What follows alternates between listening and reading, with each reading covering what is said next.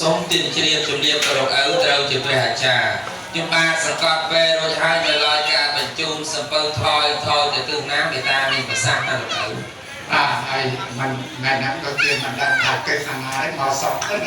មកសក់ទៅនិយាយទៅហើយបាទការបាទអាណាការលេខចឹងទៅតែទៅខាងណាចាបាទចឹងវាឆាត់បងលាច់ឪនោះបាទប្រពៃហើយអរគុណហើយសូមការអនុញ្ញាតបន្ថយសំពៅទីណាតម្រូវឲ្យបានជោគបានជ័យស្រីមង្គល